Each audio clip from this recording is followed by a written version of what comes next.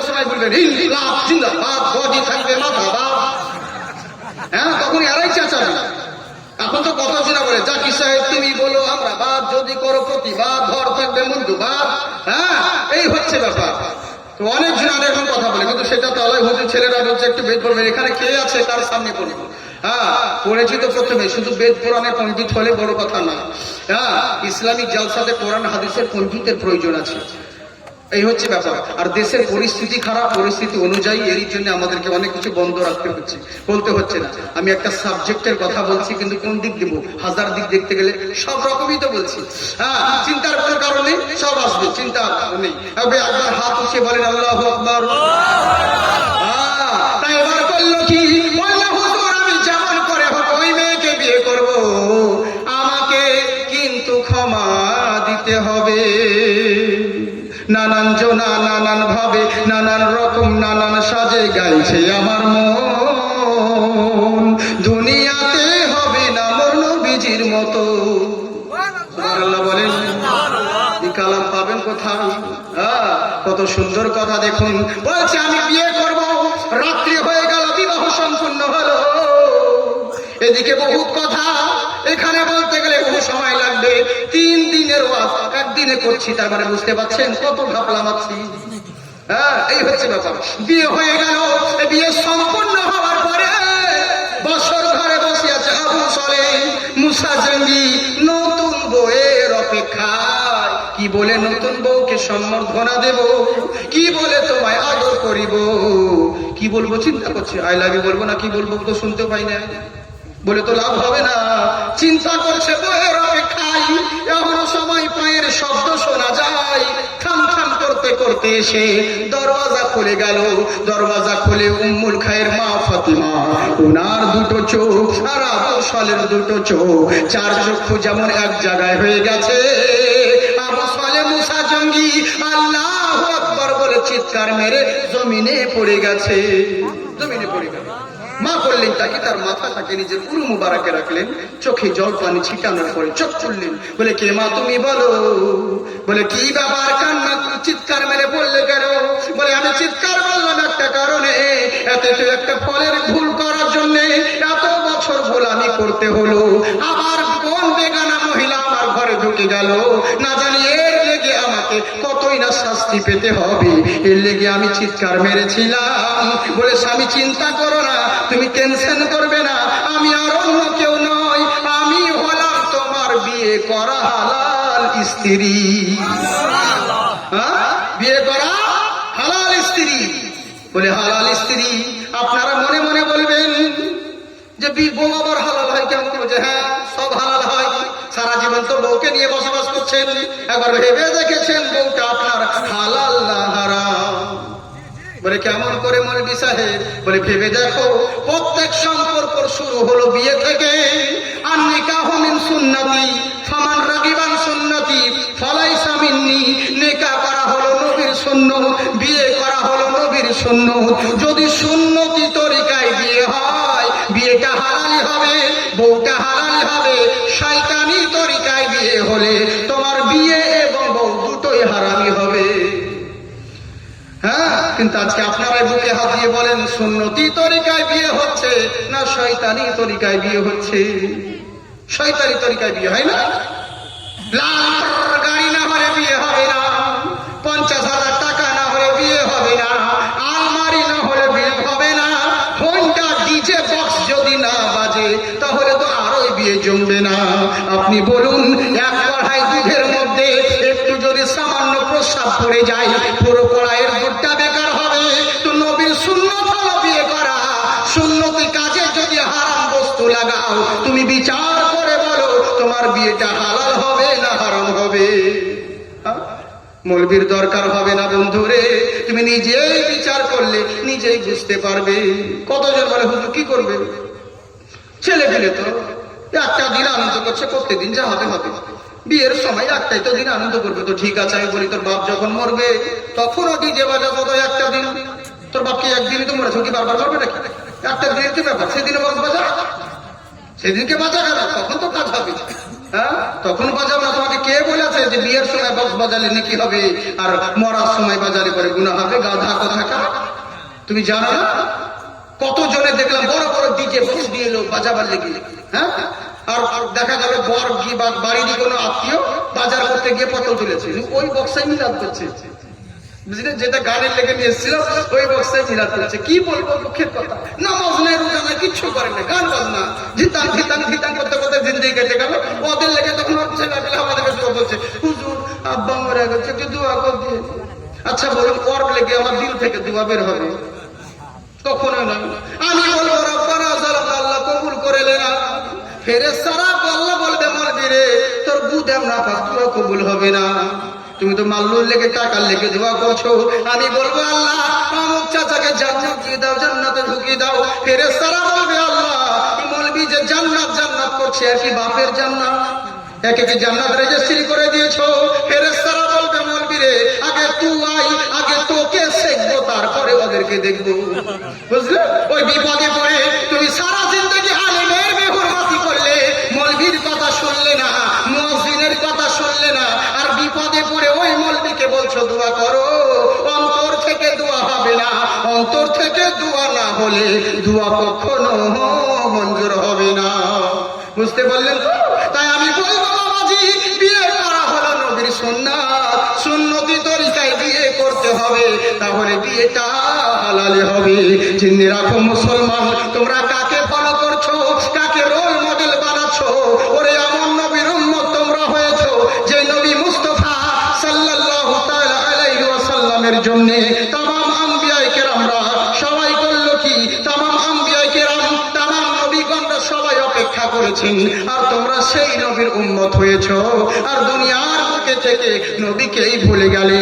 ওরে যেই নবীর জন্য বেধর্মী বিভিন্ন গ্রন্থ কাব্যতে তারা সবাই বলেছে পৃথিবীর বুকে এমন নবী আসবে, ওম পূর্মিদম পুণ্য নমহা পুণ্য মাদায় নমস্তুতে পুণ্য বাবা শিষ্যতে পুণ্য মাদচ্যুতে, পৃথিবীর বুকে এমন ওই মহামানব আবির্ভাব হবে, জেনে রাখো বৎসরা উনার সমকক্ষ কেউ হবে না, উনি সব দিক থেকে সবার চাইতে আলাদা। জেনে রাখো তোমরা যে সূর্য বলো, তোমরা যে চন্দ্র বলো, যার উপাসনা করো, কারণটা হচ্ছে একটাই, আজকে যদি সূর্যর পূজা করা বন্ধ করে দিই, সূর্যর পূজা করি একটা উদ্দেশ্যে, সূর্য আমাদেরকে আলো দেখায় বলে পৃথিবীটা আলোকিত হয়। সূর্য যদি না থাকে তাহলে অন্ধকার হয়ে যাব, এরই লেগে সূর্যর পূজা করতে হয়। ওম জলেশ্বরী গঙ্গেশ্বরী জগৎপতি মা বিধাতাময়ী, পৃথিবীর বুকে গঙ্গার জলে পূজা করতে আছো চন্দ্রের জন্য, চন্দ্র আছে বলে গঙ্গার জল আছে বলে আমরা টিকে আছি। পানির অপর নাম হলো জীবন, একবেলা পেটে না খেলে প্রাণে মারা যাবে না, কিন্তু পানির প্রয়োজন সব সময় রয়েছে। তাই হে বৎসরা জেনে রাখো, কোথাও যাবার দরকার নাই, কাউকে পূজার দরকার নাই। বলে কেমন করে?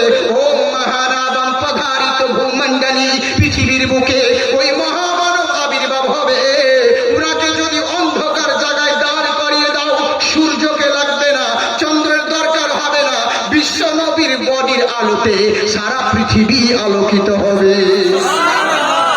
ওই নবী এমন নবী গো, ওই নবীর সঙ্গে কারো তুলনা হয় না।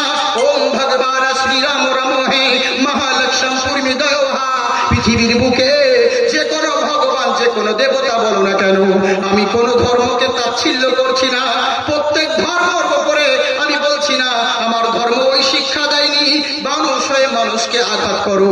প্রত্যেকের ধর্মের একই সারমর্ম যে মানুষ মানুষকে ভালোবাসো। আমার ইসলাম শিক্ষা দিয়েছে তোমার দ্বারে কোনো ক্ষুধার্ত ব্যক্তি এলে তাকে অন্ন দান করবে, কেউ যদি অনাহারে আসে তাকে বিভিন্ন জিনিস সাহায্য করবে, কেউ যদি চিকিৎসার জন্য আসে তাকে চিকিৎসা প্রদান করবে, জিজ্ঞেস করবে না কোন জাতের কোন ধর্মের, ও হিন্দু হোক আর খ্রিস্টান হোক, তুমি মানুষ হয়ে মানুষের উপকার করো, মহান সৃষ্টিকর্তা তোমার উপকার করবে। তাই আমি বলবো বাচ্চারা শোনো, দুনিয়ার বুকে তোমরা ভাবছো তোমাদের শ্রীরাম আমাদের নয়, আমাদের নবী তোমাদের নয়, এটা তোমার ভুল ধারণা। জেনে রাখো মহান আল্লাহ হলেন তামাম সৃষ্টি জগতের জন্য রব, আমার আল্লাহ তেমনি তামাম সৃষ্টি জগতের জন্য রহমত। আমার রাসূলুল্লাহ জাকির হোসেনের যেই নবী, শঙ্করেরও সেই নবী, আব্দুর রহমানের যেই নবী, বিষ্ণু দাসেরও সেই নবী, আব্দুল খালেকের যেই নবী, ওই শঙ্কর মহাদাস জয়দেব গায়েবের সেই নবী। জেনে রাখো আমার নবী যে তোমার নবী সে, আমার আল্লাহর খোদাই যত দূর আছে আমার নবুর মুস্তাফাই তত দূর রয়েছে। তাই জেনে রাখো হে বৎসরা, ওই প্রত্যেকটা মহামানব, যে কোনো দেবতা বলো, ভগবান শ্রীরামচন্দ্র বলুন আর যে কোনো দেবতা বলুন না কেন, প্রত্যেকেই মহামানব, মহান দেবতা। ইনাদের মতন কেউ হবে না, কিন্তু পৃথিবীর বুকে সৃষ্টিকর্তা কেউ নয়। সৃষ্টিকর্তা কেবলমাত্র একজন, ওই মহান স্রষ্টা আল্লাহ।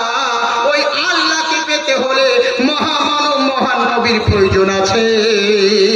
নবীর কাছে যদি যেতে পারো মহান আল্লাহর সন্ধান পাবে, আল্লাহর সন্ধান পাবে।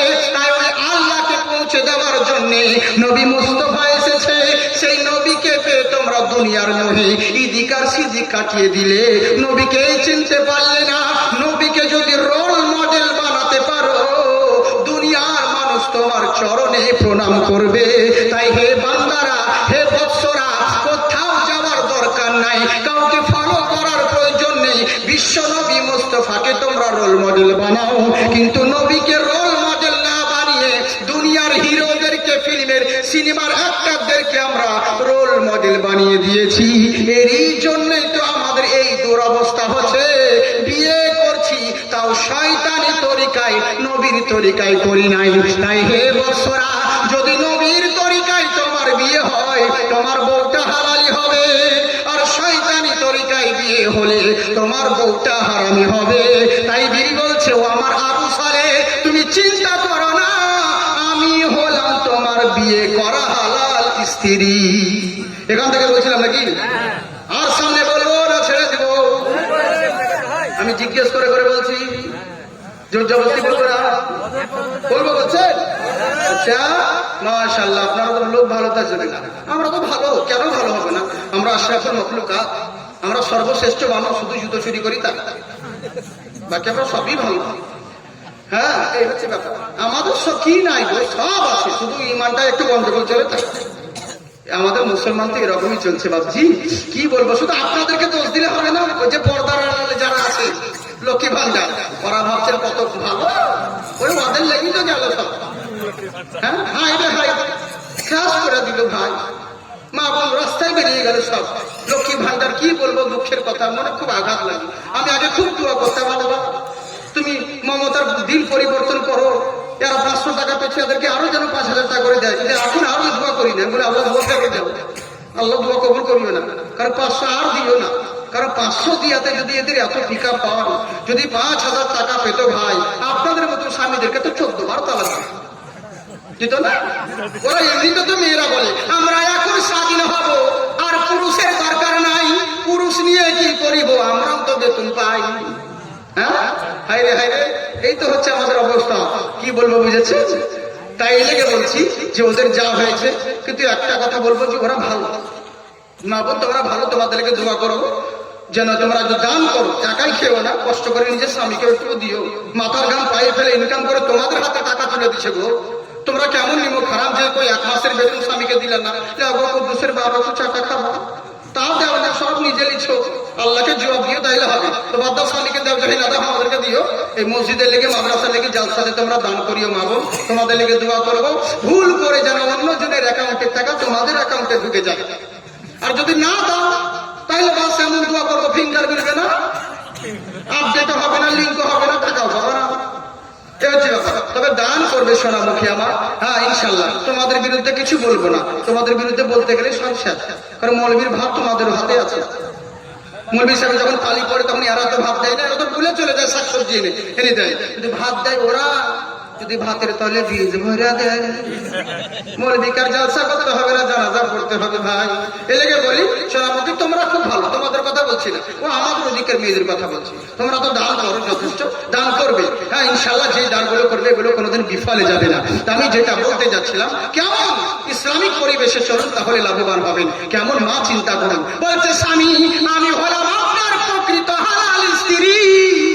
আবু সালে বলছে ঠিক আছে, কিন্তু তোর এত সুন্দর হরিণের মতন চোখ, তোর বাপ যে বলেছিল তুই কালো, কিন্তু এত সুন্দর আলো তোর চেহারার জন্য পুরো ঘর অন্ধকার ছিল।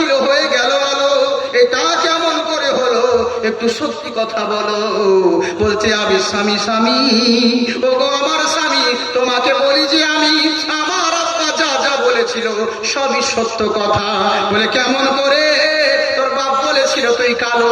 বলে হ্যাঁ, এই জন্যই কালো বলেছিল, আমার চেহারা কোনোদিন পর পুরুষ দেখেনি। এর লেগে আমার আব্বা আদর করে বলতো, মা তুই তো কালো।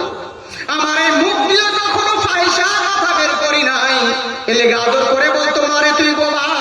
আমার পা কখনো গীতি কর গাইতে যাই নাই, নাচ দেখতে যাই নাই, ডান্স দেখতে যাই নাই, মেলা ঘুরতে যাই নাই। এরই জন্য আদর করে আমার আব্বা বলতো, মারে তুই খোড়া।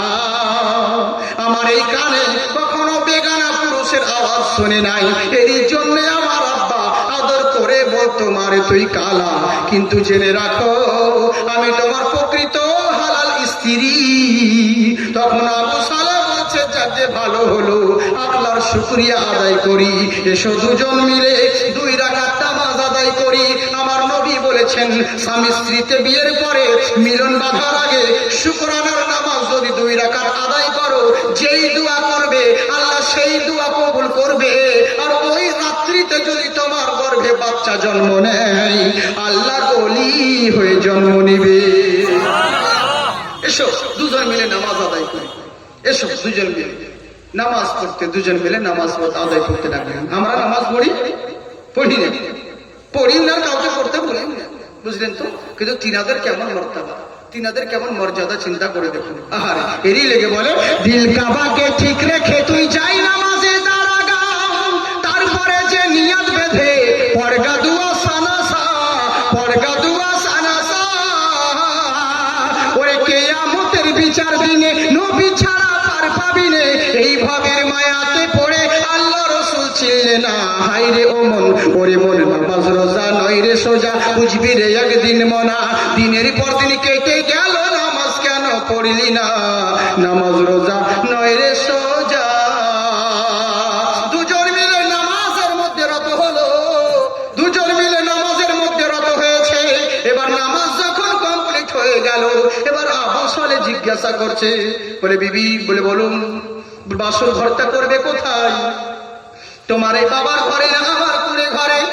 বলে স্বামী, আপনার সঙ্গে আমার বিয়ে হয়েছে, আমার আর বাবার ঘরের প্রয়োজন নাই, আমি আপনার কুড়ে ঘরে যেতে চাই। স্বামী স্ত্রীতে রাত্রে বেলায় বাগান দিয়ে রওনা হয়ে গেল। আমি আমার মা বোনদেরকে বলবো, তোমার বাবার 3 তালা দেখে গরম দেখায়ও না। তোমার জন্য স্বামীর কুড়ে ঘর হলো জান্নাতের ঠিকানা। স্বামী স্ত্রীতে চললো, স্বামী স্ত্রীতে যেমন চলেছে। এবার বাসর ঘরে পৌঁছানোর পরে দেখছি ঘরের ভিতরে একটা কটর আর এক কর্নারে 8খানা রুটি পড়ে আছে। বিবি বলছে, স্বামী ওটা কি? বলে 8খানা রুটি। বলে কেন? বলে 8খানা রুটি খেয়েছি, ইফতার করেছি, 8খানা রেখে দিয়েছি ভোরের সাহারি করব বলে। আহা, যেমন বলেছে বিবি কান্না করতে লেগেছে, কান্না করতে লেগেছে। সামনে বলবো না বলেন। 5 জন ব্যক্তি নাই যে 1000 করে টাকা দিবেন মসজিদের জন্য। আমি কালেকশন বক্তা নই, কিন্তু তবু আপনাদেরকে বলছি, খোদার ঘরের জন্য নাই 1000 করে 5 জন, বেশি নয়।